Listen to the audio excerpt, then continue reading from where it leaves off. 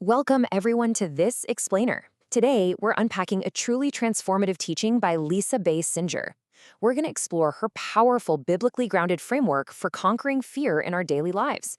I mean, if you've ever felt completely paralyzed by anxiety, or if you feel like dread is just calling all the shots right now, this explainer is designed exactly for you. We're going to take these profound scriptural truths and break them down step by step so you can finally shatter the power of fear. Okay, let's dive right into our roadmap for today. First, we'll look at the universal grip of fear, then the wilderness test. From there, we cover the high cost of fear, redefining our fear, and finally, shattering fear with faith. Section 1. The universal grip of fear, a shared human experience. Now, before we can defeat this universal enemy, we have to understand our target, right?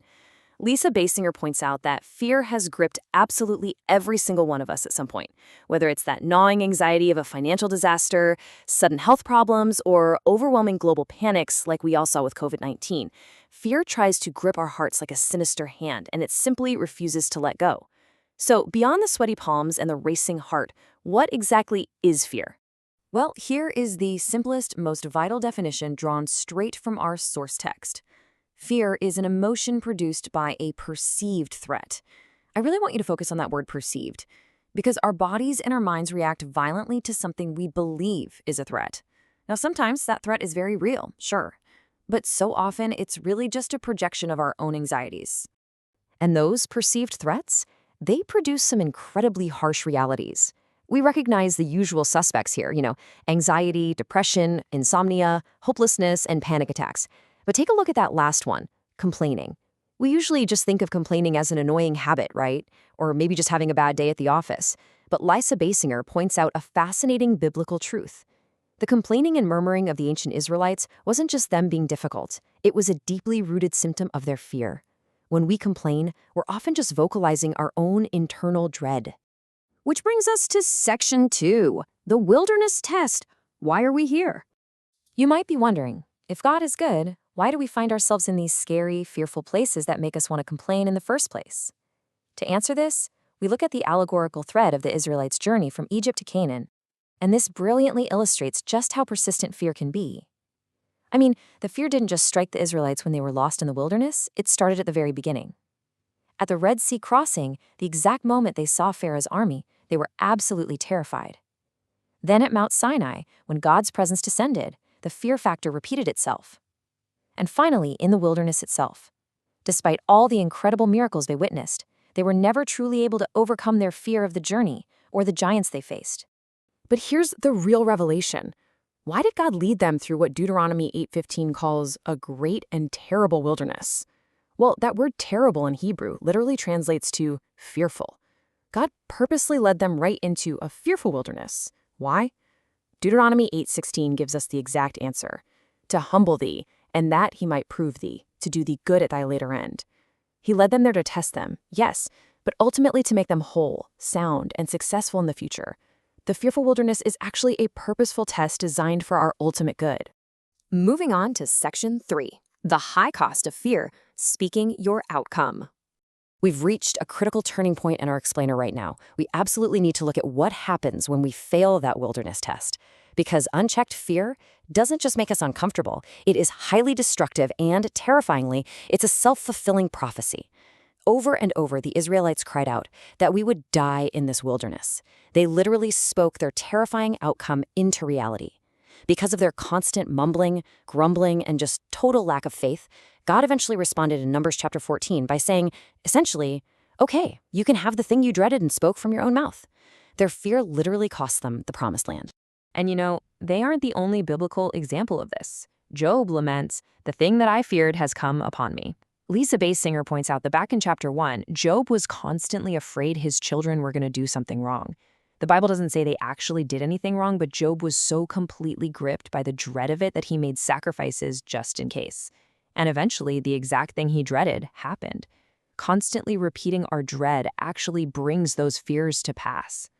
So the crucial point is this. You absolutely have to stop speaking your dread. Stop speaking bad things over yourself based on your panic. Fear causes us to speak things out of our mouths that will actually come to pass if we keep repeating them. We must conquer this. Actually, scratch that. We can conquer this. Instead of vocalizing your panic, you need to start speaking the outcome you actually want to see happen. Section 4. Redefining our fear. A shift in perspective.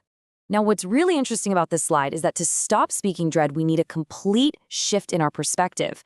What's truly fascinating is the dual meaning of the Hebrew root word for fear, which is yareh. It can mean to be afraid or to dread, which is exactly what we've been talking about so far, but it can also mean to revere or to reverence, as in to fear the Lord. This shows us that we always have a choice. We're either going to submit to the dread of our circumstances or we're going to submit to a reverence for God. You simply cannot hold on to both at the exact same time. And this is exactly why 1 John 4:18 tells us, "There is no fear in love, but perfect love casts out fear."